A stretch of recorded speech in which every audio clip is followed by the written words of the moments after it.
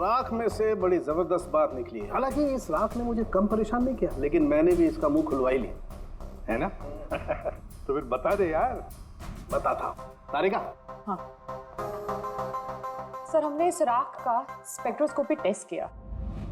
फिर रिपोर्ट से बात साबित हो गई है बॉस कि जयंतीलाल की मौत नेचुरल नहीं है। जयंतीलाल को मारा ही गया। क्या कहा तुमने? जयंतीलाल की मौत नेचुरल डेथ नहीं थी? नहीं। कैसे समझे? कैसे मारा? लार्सनिक से। लार्सनिक? जयंतीलाल की राख में हमें लार्सनिक मिला है बॉस। राख में से लार्सेनिक? सर कुछ केमिकल्स और हेवी मेटल्स, धातु ऐसे होते हैं जो जलने पर भी नहीं खत्म होते। लार्सेनिक उनमें से एक है। इसलिए लाश के पूरी तरह जल जाने के बावजूद उसमें मौजूद लार्सेनिक जलाने और राख में ऐसे ही रहा। लेकिन एक बात समझ में नहीं आ रही है साहब कि अगर जयंतीलाल की मौत लार्सेनिक की वजह से हुई है तो फिर उसके फैमिली डॉक्टर सूरज को ये पता कैसे नहीं चला? पता कैसे नहीं चला? उसने नेचुरल डेथ का सर्टिफिकेट इश्यू किया ही कैसे और क्यों? बॉस, अगर लार्सनिक जैसा जहरीला केमिकल इंसान के शरीर में एक साथ बहुत ज्यादा मात्रा में पहुंचा दिया जाए तो इंसान की तुरंत मौत हो जाती है। लेकिन अगर यही जहर धीरे धीरे थोड़ी थोड़ी मात्रा में उसके शरीर में पहुंचाया जाए तो उसकी मौत एक साथ एकदम नहीं होती है। पहले उसकी याददाश्त जाती है, फिर उसे अजीब अजीब से सपने आने लगते हैं, उसे हेलुसिनेशन होने लगता है, भ्रम होने लगता है, फिर पागलपन के दौरे पड़ते हैं। और जयंतीलाल के साथ ये सब कुछ हो रहा था। लार्सनिक? जी हाँ, लार्सनिक। और इससे ये साबित हो गया कि जयंतीलाल जी की मौत बीमारी से नहीं बल्कि उनका खून किया गया। लेकिन ये किया किसने? वही पता करने हम लोग यहाँ आए। अभिजीत, जयंतीलाल जी का कमरा चेक करना पड़ेगा। Okay sir.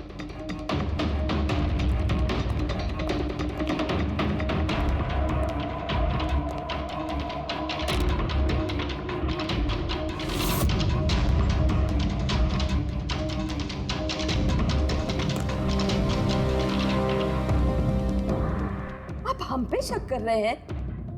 आपने ऐसे सोच भी कैसे लिया कि हम लोगों में से कोई ऐसी घिनौनी हरकत कर सकता है?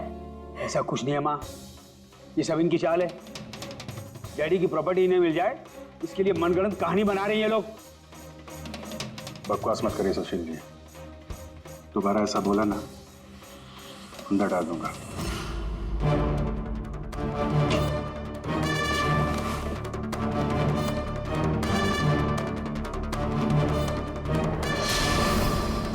आप धमकाकर हमें चुप करा सकते हैं लेकिन कुछ साबित नहीं कर सकते। एग्जैक्टली। आप लोग ये सब कुछ इन 5,000 करोड़ के लालच में कर रहे हैं ना? बोल चुके आप लोग, अब बस सीआईडी को अपना काम करने दीजिए। क्या मजाक नहीं चल रहा है? एक आदमी का खून हुआ है, खून। तो आप सबकी भलाई इसी में है कि हमारे साथ कोऑपरेट करें। अच्छा, अब सीआईडी धमकाने भी लगी है। ये धमकी नहीं है, ये आशी, आशीष, आशी बेटा, आशी क्या हो गया? आशी बेटा, आशी बेटा उठो। आशी आंखें खोलो, क्या हो गया तुम्हें? आशी, आशी बेटा क्या हो गया? अरे जरा देखो इसे भी, क्या हो गया मेरी बच्ची को? आशी क्या हुआ? आंखें खोलो, हो गया। आशी बेटा, आशी बेटा, आशी आशी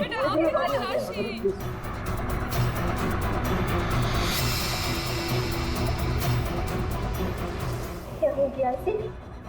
आशी, इसे हॉस्पिटल ले जाना पड़ेगा फौरन। हाँ पंकज। क्या? माय गॉड, ये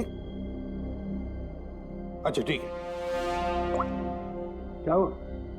ये डॉक्टर सूरज ने आशी के कुछ टेस्ट किए थे, पता चला कि उसके खून में भी लार्सेनिक है।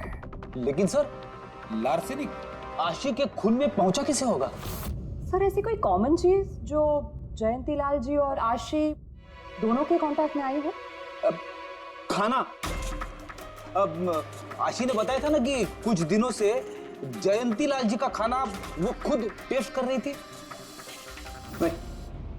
नहीं बस खाना नहीं, ये कुछ और है। ये सालुंखे साहब, ये आपको कैसे पता चला? बताता हूँ, बस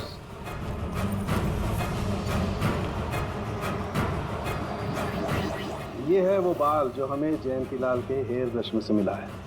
अब लार्सनिक तो अधिकतर नाखूनों में और बालों में ही जमा होता है।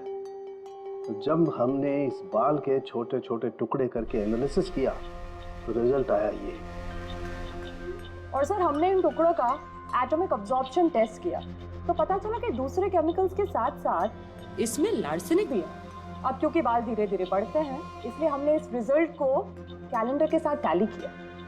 बॉस, तब हमें पता चला कि जयंतीलाल को ये लार्सनिक 8 से 10 दिन के गैप में दिया जा रहा। और 8-10 दिन के गैप में? इसका मतलब जो भी है, जयंतीलाल को हर 8-10 दिन के इंटरवल पर लार्सनिक दे रहा था, धीरे धीरे मार रहा था। और इसकी शुरुआत हुई बॉस 3 महीने पहले। 3 महीने पहले? सर, हाँ, फिर तो खूनी जयंतीलाल जी के घर वालों में से कोई नहीं होगा। परिवार वाले 8-10 दिन तक इंतजार क्यों करेंगे? एक ही बार में मार देंगे। फ्रेडी, परिवार वाला भी तो जयंतीलाल को धीरे धीरे मार सकता है ताकि किसी को उस पर शक ना हो। सर, पिछले 3 महीने से कुछ मसाज करने वाले आ रहे थे, मैंने बताया तो था आपको। हाँ, चेक कर चुके हैं हम उनको। उनके अलावा और कोई आता था क्या? कोई एक हो तो बताओ। उनके दोस्त, पुराने बिजनेस पार्टनर और ऑफिस के स्टाफ वगैरह बहुत सारे लोग आते रहते थे घर पे। जी, डैडी बहुत सोशल थे। लोगों से मिलना जुलना, पार्टीज में जाना उनको बहुत अच्छा लगता था। इसीलिए जब उन्होंने बाहर जाना बंद कर दिया तो लोग उनसे मिलने घर पर आने लगे। लेकिन इन लोगों को हम अच्छी तरह से जानते हैं सर, इनमें से कोई ऐसा नहीं कर सकता है। भाभी देखिए ना, ये कैसा निशान लगा है। 4 बार धोया, 4 बार छुटाया, फिर भी नहीं हट रहा। अरे ठीक से धो ले, साफ हो जाएगा। अरे भाभी कितनी बार रगड़ा, नहीं जा रहा। और जाएगा भी नहीं, क्योंकि ये दाग खून का है। खून? जी हाँ। सुनिए, आपके कुर्ते पे ये खून का दाग कहाँ से आया? आपको कहीं चोट लगी है क्या? क्या हुआ आपको? मुझे नहीं पता। अरे मुझे मेरे कुर्ते पर कहाँ से आया? मैं खुद हैरान हुआ था कल जब मैंने इसे देखा। तो कल लगी आपको ये चोट? नहीं, मुझे कोई चोट नहीं लगी। हाँ, जब मैं कल लोगों से मिल रहा था तब ये खून का दाग लगा मुझे।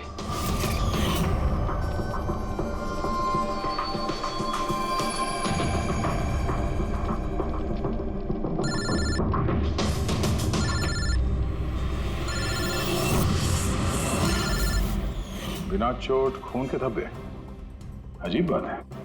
वही तो। और कुछ हुआ था कल? कोई खास बात? नहीं सर, और कोई खास बात नहीं। साहब, एक बात अजीब हुई थी। क्या? कल सुबह मुझे गार्डन में कांच के कुछ टूटे हुए टुकड़े मिले थे। कांच के टूटे हुए टुकड़े? तो फिर? साहब, उन टुकड़ों में खून लगा हुआ था। क्या? कांच के टुकड़ों में खून लगा हुआ था? जी। कहाँ पर है वो? अब वो तो मैंने कचरे के डिब्बे में डाल दी। इस कुर्ते पे खून, कांच के टुकड़े पे खून। कहाँ देखे थे वो कांच के टुकड़े तूने? ये देखिए, यहाँ पर मिले थे मुझे कांच के टुकड़े। यहाँ पर? जी।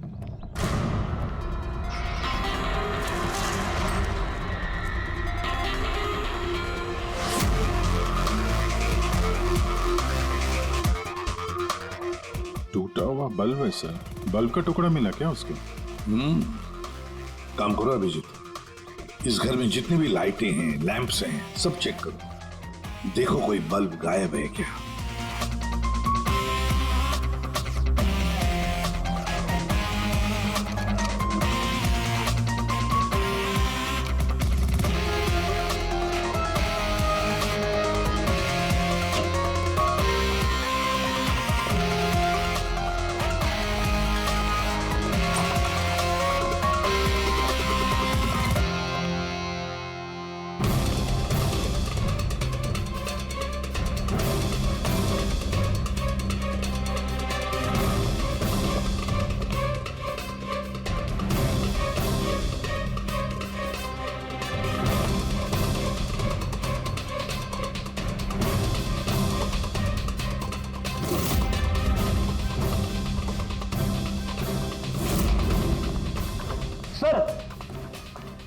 सब जगह देख लिया, कांच का टूटा हुआ सामान कहीं पे भी नहीं है। सर कुछ नहीं मिला।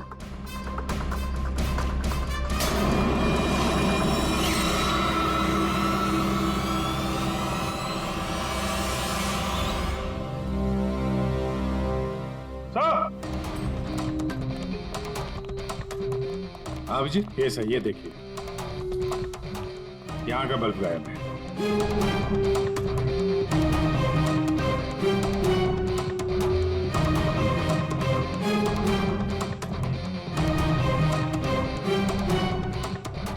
बड़ी अजीब बात है, ये लैम्प तो बिल्कुल ठीक था। मैं और दादू इस लैम्प के नीचे काम भी किया करते थे, और जिस तरह दादू की मौत हुई तब भी ये लैम्प ठीक था, इसमें बल्ब था और ऑन था।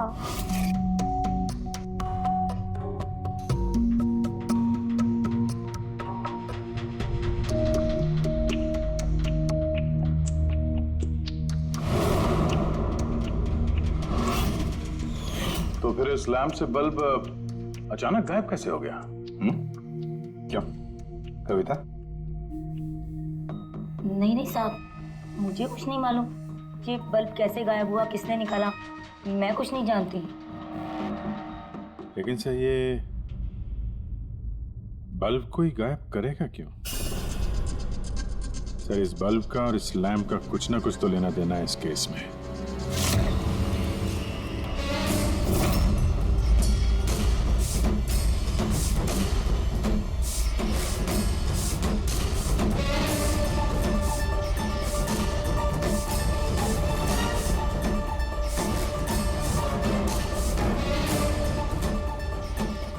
बॉस, ये धब्बे देख रहे हो?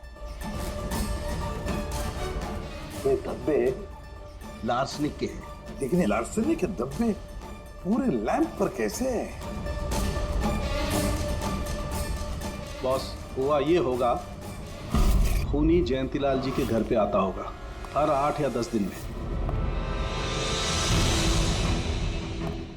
नमस्ते साहब, साहब ऊपर है अपने कमरे में।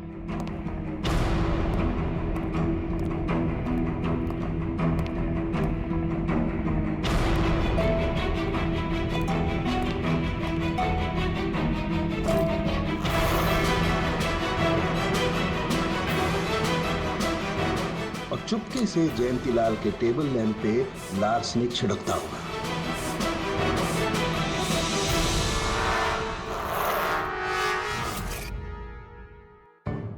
शायद जयंतीलाल जी हमेशा इस टेबल पर बैठ करके काम किया करते थे।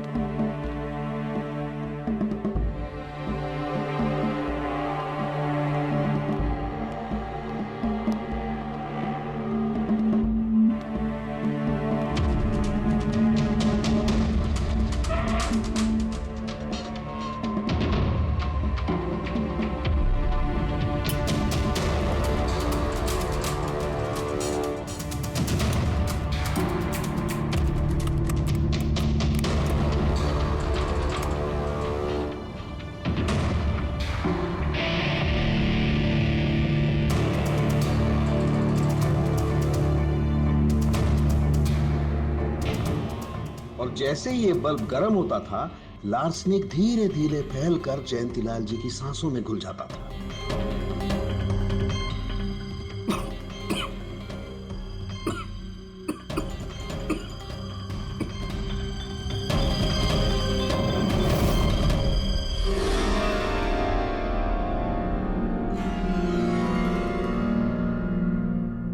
सालों के साथ आशी को लार्सेनिक का इतना असर क्यों नहीं हुआ?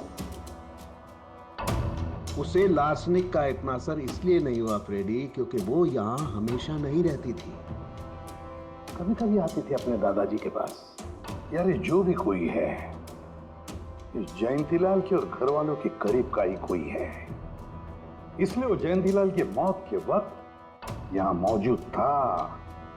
और मौत होने के बाद में सबूत मिटाने के लिए उसने उस लैंप में से वो बल्ब निकालकर अपने जेब में रख दिया होगा। और फिर सभी घर वालों से मिलते वक्त सुशील जी को भी अपने गले लगा लिया। जैसे सुशील को उसने गले लगा लिया, उसके जेब में जो उसने बल्ब छुपा के रखा होगा वो फूट गया, जिसकी वजह से उसके कमर में जख्म भी हुई और उस जख्म से जो लहू निकला, जो खून निकला, वो सुशील के कपड़ों पर आया। मतलब सर खूनी घर वालों में से ही कोई होगा? नहीं फ्रेडी, घर वाला तो नहीं लगता, और घर वाला होता तो बस जेब में रख के थोड़ी ना घूमता। ये तो कोई ऐसा आदमी है जिसके पास वही एक मौका था सबूत मिटाने का, वो चंद मिनट। घर वाला तो कभी भी निकाल लेता। सर उस दिन तो कितने लोग आए थे यहाँ, खूनी का पता कैसे चलेगा? सर उस दिन मीडिया के लोग भी आए थे, कौन आया कौन गया ये सब रिकॉर्ड तो किया ही होगा उन लोगों ने।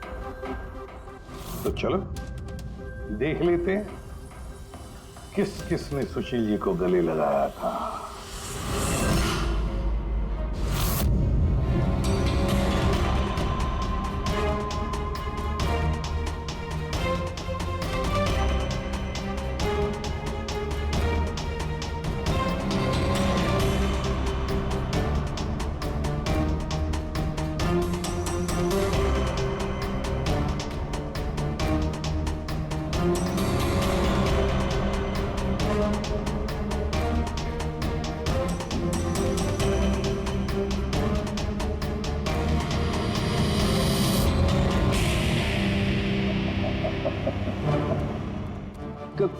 क्या हुआ सर, खूनी का पता चल गया?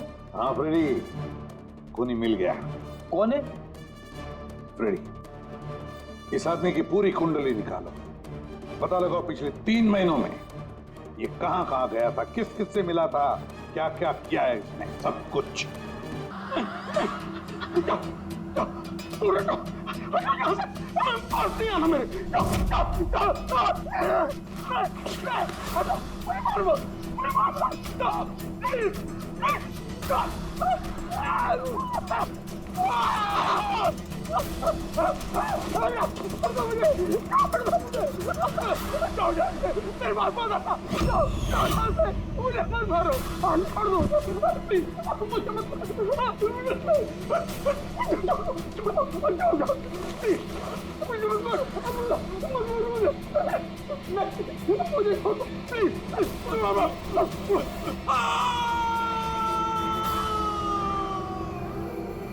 मुझे, मारो मत मुझे।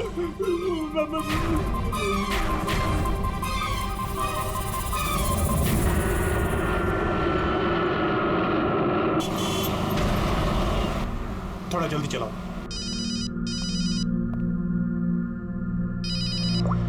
हेलो, एसीपी प्रद्युमन है। सर एक खून हुआ है। खून हुआ? कौन बोल रहा है? शहर के मशहूर बिजनेसमैन जयंतीलाल जी का खून। जयंतीलाल जी का खून हुआ है? कौन बोल रहा है ये? देखिए सर, मैं कौन बोल रहा हूँ ये इंपॉर्टेंट नहीं है, इंपॉर्टेंट ये है कि सेठ जी का खून हुआ है और उनके घर वाले उनकी बॉडी को अंतिम संस्कार के लिए लेकर जा रहे हैं। देखिए सर, अगर बॉडी जल गई तो खूनी कभी नहीं पकड़ा जाएगा। आप देरी मत कीजिए प्लीज, जल्द से जल्द जाकर बॉडी जलाने से रोकिए। हेलो, आप कहां से बोल रहे हैं? कौन है आप? Hello, damn it.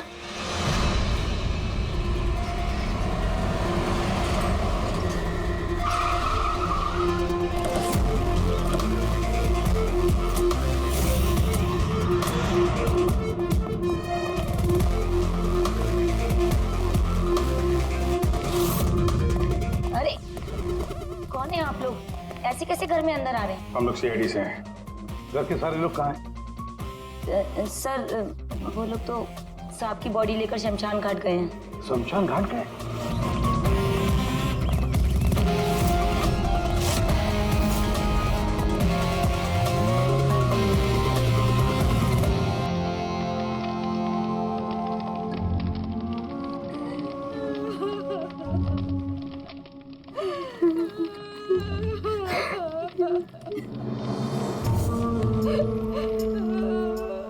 क्या बताऊं मैं, यकीन नहीं हो रहा कि जयंती भाई अब हमारे बीच नहीं है।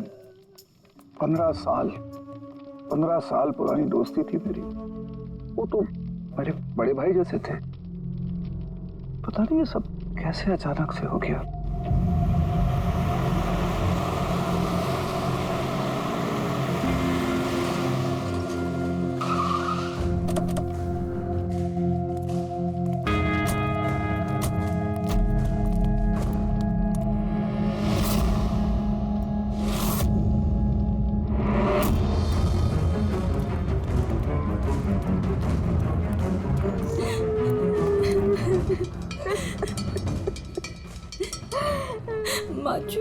एक्सक्यूज मी,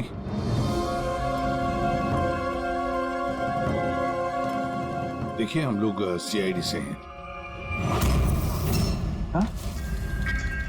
जयंतीलाल जी के परिवार वालों से मिलना चाहते हैं।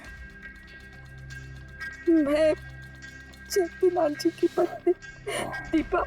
दीपा जी, हमें पता है ये सही समय नहीं है पूछताछ करने की, मगर क्या करें, वो जयंतीलाल जी की मौत के बारे में हमें कुछ पूछताछ करनी है। पूछिए, क्या पूछना चाहते हैं आप लोग? आप सुशील जयंती, उनका बड़ा बेटा। सुशील जी, हमें खबर मिली है कि आपके पिता की मौत एक नेचुरल डेथ नहीं थी, उनकी हत्या हुई है। क्या? ये कैसे हो सकता है?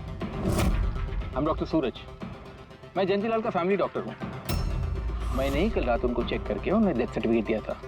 He died a natural death। ये सही कह रहे हैं। जयंती भाई की मौत सभी घर वालों के सामने ही तो हुई थी, और इतने सालों से मेरा इस परिवार से रिश्ता है, वो लोग झूठ क्यों बोलेंगे? तो आप लोगों ने इतनी जल्दी में बॉडी क्यों जला दी? तो क्या ये भी गुनाह है? इतने महीनों से पिताजी बीमार थे, कितने इलाज किए, कितनी कोशिशें की, नहीं बचे वो। देखिए, हमें इंफॉर्मेशन मिली है कि जयंतीलाल जी की हत्या हुई है। क्या? हमने आपके पड़ोसियों से भी पूछा, उन लोगों ने भी कल रात जयंतीलाल जी के चिल्लाने की आवाज सुनी थी। देखिए, पड़ोसियों ने जो कहा वो सही है, लेकिन उनको या आप लोगों को सही बात नहीं पता है। और वो सही बात क्या है? पिछले 3 महीने से डैडी की दिमागी हालत भी ठीक नहीं थी। वो ना सिर्फ लोगों को और बातों को भूलने लगे थे, बल्कि उनको हेल्यूसिनेशन यानी भ्रम हो गया था। गलत सही, सच झूठ का फर्क उनको समझ में नहीं आ रहा था।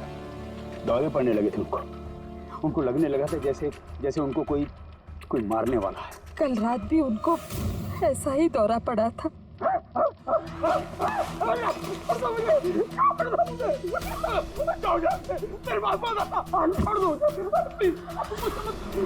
शांत, कूल।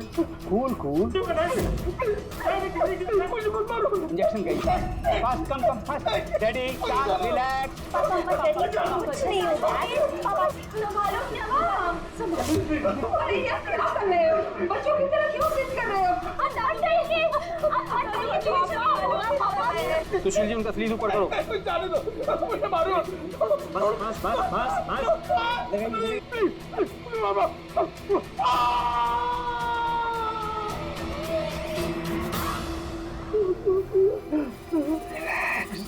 और इस बार अटैक इतना बड़ा था कि मुझे उन्हें बेहोशी का इंजेक्शन देना पड़ा, और 2 घंटे बाद उनकी मौत हो गई।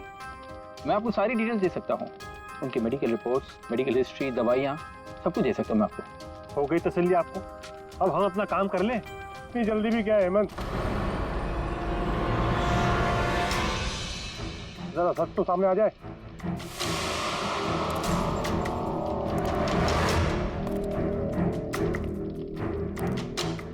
आप? सर, मेरा नाम मोहन, मैं जयंतीलाल जी का वकील। मैंने आपको फोन किया था सर। मोहन जी, आपको ऐसा क्यों लगता है कि जयंतीलाल जी की हत्या हुई थी? मेरे शक की वजह है उनकी वसीयत। लेकिन ऐसा क्या है इस वसीयत में? सब कुछ, कि उनकी जायदाद में से किसको कितना हिस्सा मिलेगा। उससे क्या फर्क पड़ता है? हम सब एक फैमिली हैं, किसी को छोटा किसी को बड़ा शेयर मिलेगा, यही ना? दैट्स ओके, कोई फर्क नहीं पड़ता है। अगर जयंतीलाल जी की मौत नेचुरल ना होकर मर्डर साबित हुई, तो आप में से किसी को भी उनकी जायदाद का कोई हिस्सा नहीं मिलेगा। Nothing at all. ऐसे कैसे हो सकता है? मुझे बराबर याद है कि 1 साल पहले उन्होंने मेरी सलाह लेकर ही ये वसीयत बनाई थी और उसमें तो ऐसा कुछ भी नहीं लिखा था। दीपा जी 3 महीना पहले उन्होंने नई वसीयत बनवाई थी। ये क्या बोल रहे हैं आप? ये कैसे हो सकता है? ये सब कुछ बकवास है। अरे पिताजी आपको कब मिले? आप तो 3 महीने से हमारे घर पे आए नहीं और पिताजी भी 3 महीने से घर के बाहर निकले ही नहीं। तो फिर? हेमंत, वो खुद मेरे ऑफिस में आए थे 3 महीना पहले। महीना पहले उन्होंने नई वसीयत बनवाई थी। ये क्या बोल रहे हैं आप? ये कैसे हो सकता है? ये सब कुछ बकवास है। अरे पिताजी आपको कब मिले? आप तो 3 महीने से हमारे घर पे आए नहीं और पिताजी भी 3 महीने से घर के बाहर निकले ही नहीं। तो फिर? हेमंत, वो खुद मेरे ऑफिस में आए थे 3 महीना पहले। मैं अब जिंदा नहीं रहूंगा। आप क्या कह रहे हैं सर? कोई मेरी जान लेना चाहता है, मुझे मार डालेगा। सर कैसी बात कर रहे हैं आप? कौन है जो आपको मारना चाहता है? कोई अपना, मेरे परिवार के सदस्यों में कोई है। मुझे पूरा यकीन है कि मैं अब चंद दिनों का मेहमान हूं। सर कौन है वो? कहा ना, कोई अपना। क्या सोच रहे हो? पुलिस के पास जाऊं? यही कहना चाहते हो? सर मैं पुलिस को खबर करूं? नहीं, पुलिस वाले भी अब मुझे पागल समझेंगे। तुम मेरा एक काम करो मोहन, मेरा वसीयतनामा बदल डालो। अगर मेरी मौत हो जाती है और मौत के बाद ये साबित होता है कि उसका कारण मेरा परिवार है, तो मेरा बिजनेस, मेरा पैसा, मेरा कुछ भी परिवार के किसी भी सदस्य के नाम नहीं होगा। सर अगर परिवार के सदस्य को नहीं मिलेगा तो किसको मिलेगा?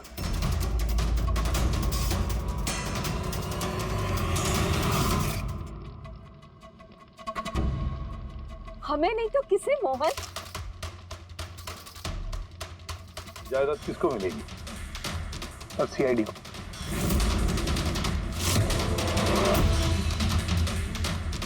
क्या बकवास कर रहे हैं आप? जी सर, अगर जयंतीलाल जी की मौत हत्या साबित होती है तो उनकी सारी जायदाद जो कि लगभग 5000 करोड़ है वो सीआईडी को और पुलिस वेलफेयर डिपार्टमेंट को मिलेगी। ये क्या मजाक कर रहे हैं आप? ऐसा कैसे हो सकता है? हो सकता है अगर उनकी मौत हत्या साबित हुई तो। लेकिन उनकी तो हत्या हुई नहीं, हम वहीं तो थे। जो कुछ भी हुआ हमारे सामने हुआ है। उनकी हत्या हुई है या नहीं वो हम पता लगा लेंगे। अरे आप कैसे पता लगाएंगे? बॉडी तो है ही नहीं। बॉडी जल चुकी तो क्या हुआ, राख तो है। जब तक ये केस सुलझती नहीं तब तक जयंतीलाल जी की राख हमारी कस्टडी में रहेगी। अरे लेकिन सॉरी मैम।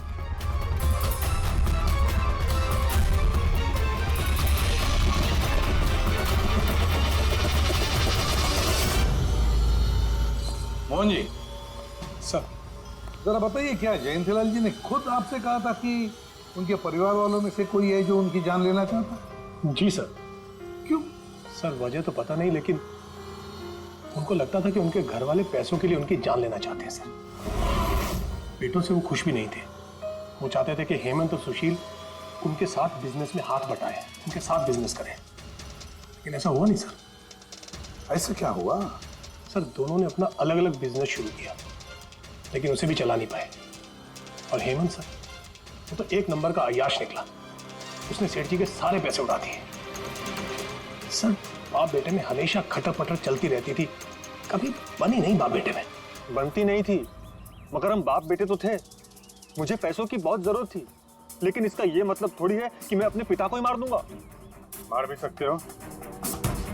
आखिरकार दुनिया में आधी से ज्यादा गुनाह तो पैसों के लिए ही होते हैं। फिर तो सुशील भैया की वजह मुझसे बड़ी थी। उनका पिछला बिजनेस उन्होंने घाटे में बंद किया और अभी जो है वो नुकसान में चल रहा।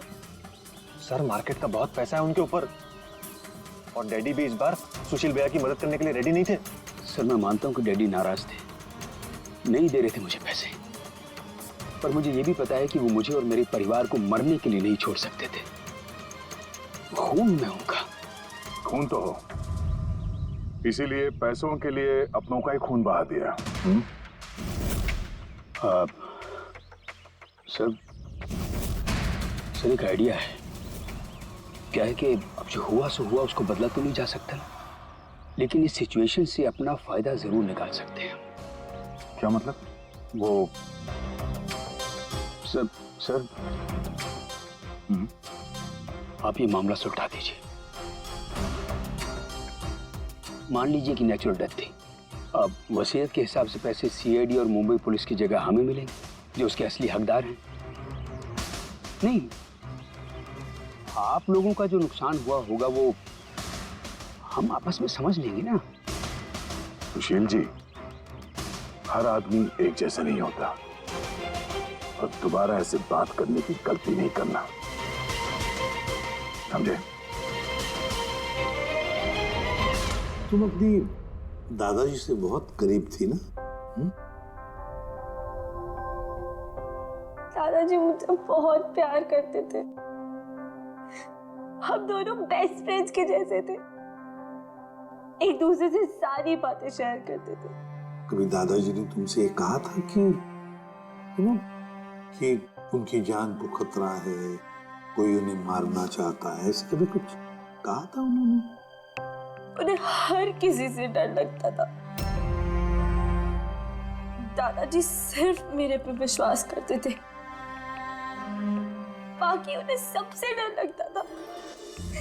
तो उन्हें लगता था कि कोई उन्हें मार देगा। चलो दादू, अब हम खाना खाएंगे। क्या ये? चलो चलो चलो चलो दादू। मुझे वो सब लोग इसमें जहर मिला के मुझे मारना चाहते हैं। कौन मारना चाहता है दादू आपको? वो सब लोग मिले हुए हैं, सब मेरे खिलाफ साजिश कर रहे हैं।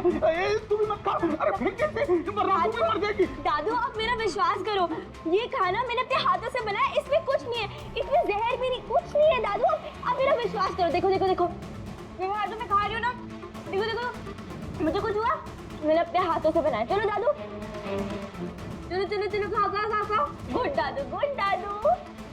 चलो एक और बाइट, जल्दी से जल्दी से जल्दी से जल्दी से एक और बाइट खाएंगे। अच्छा है ना दादू?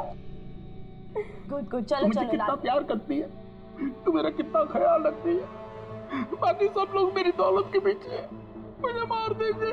दादू आपको कुछ नहीं होगा, आपका बहादुर बच्चा है ना इधर, मैं आपको कुछ नहीं होने दूंगी। देखो, अब तुम घर जाओ, जाओ, और देखो किसी भी चीज की जरूरत पड़े तो मुझे फोन करना, ठीक है? जाओ।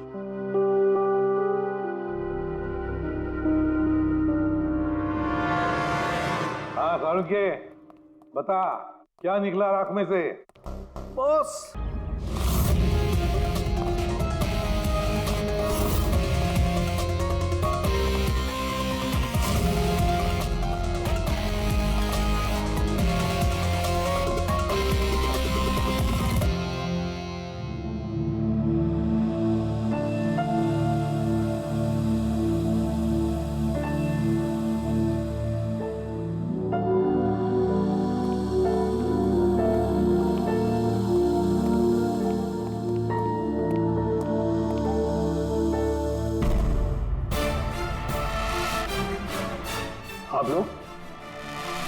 आप लोग फिर यहाँ खूनी का तो पता चला नहीं होगा, कुछ छानबीन रहेगी होगी। नहीं सुशील जी, कोई छानबीन नहीं बची है, खूनी का पता चल गया, और खूनी अभी इसी वक्त यहाँ हम सब के बीच मौजूद है। क्या? कौन है वो?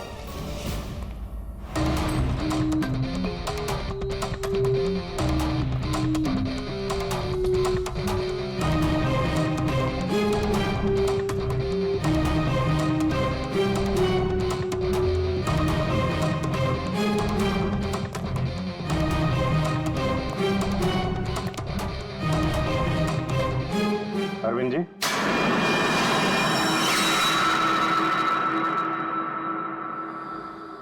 जरा उठेंगे आप? मैंने क्या किया?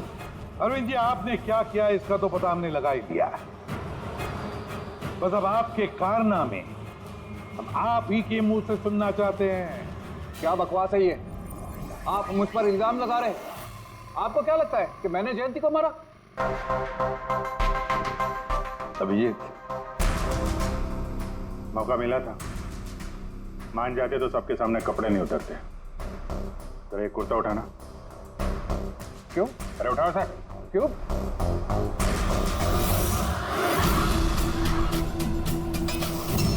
क्या ये निशान कैसा है?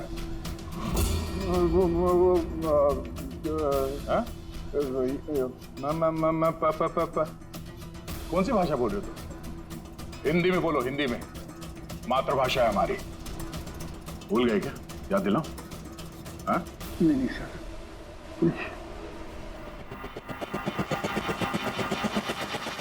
बताता हूँ। नफरत करता था मैं जयंती से। 5 साल पहले हमने एक बिजनेस शुरू किया था। आज ये इतना बड़ा 5000 करोड़ का एम्पायर है ना, वो मेरे मेहनत की कमाई थी। मैंने अपनी जिंदगी की सारी जमा पूंजी इस बिजनेस पे लगाई थी, पर जयंती की नीयत में खोट थी। उसने मुझे धोखा दिया, मुझे मेरी कंपनी से निकाल दिया। तब मैंने सोचा कि जब मौका मिलेगा तो मैं इसका हिसाब चुकता करूंगा। और वो मौका तुम्हें मिला 3 महीने पहले एडवोकेट मोहन के ऑफिस में, जहां पर जयंतीलाल जी भी आए थे और तुमने चुपके से उन दोनों की बातें सुन ली थी। अगर मेरी मौत हो जाती है और मौत के बाद ये साबित होता है कि मेरी किसी ने हत्या की है, तो मेरा बिजनेस, मेरा पैसा, कुछ भी मेरे परिवार के किसी भी सदस्य को नहीं मिलेगा।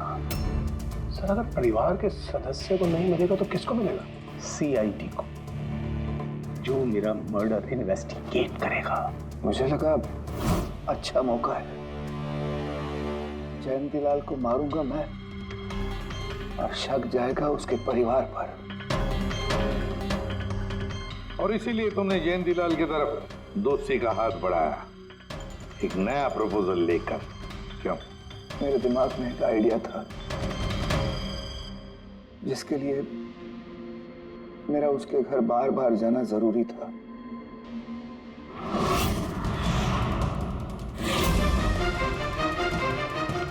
साहब ऊपर है अपने कमरे में।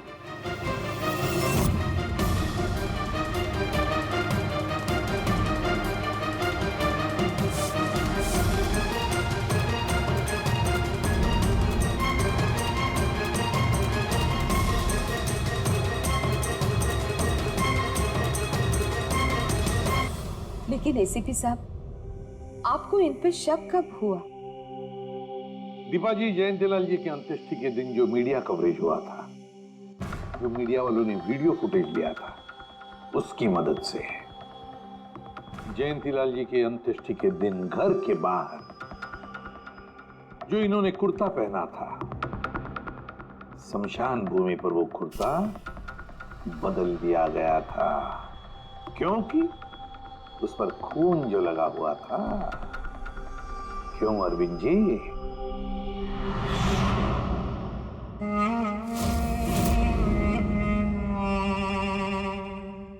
अरविंद जी, बदले की आग में तुमने जयंतीलाल का खून कर दिया।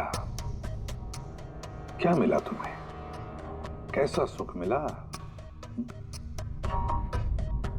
गलत किया तुमने, गलत किया। Ready?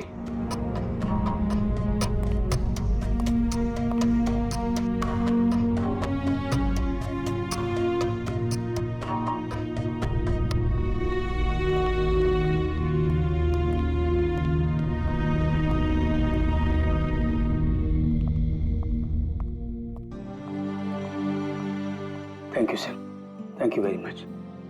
And we are sorry, हम लोगों ने आपको काफी बुरा भला कहा। दरअसल हमें लगा कि पैसों के चक्कर में आप हम परिवार वालों को इस केस में कल्प्रिट बनाने की कोशिश कर रहे हैं। नहीं, कोई बात नहीं। एसीपी साहब, मैं मेरे पति की अंतिम इच्छा पूरी करना चाहती हूँ। सीआईडी और पुलिस वेलफेयर फंड में मैं डेफिनेटली डोनेट करूंगी।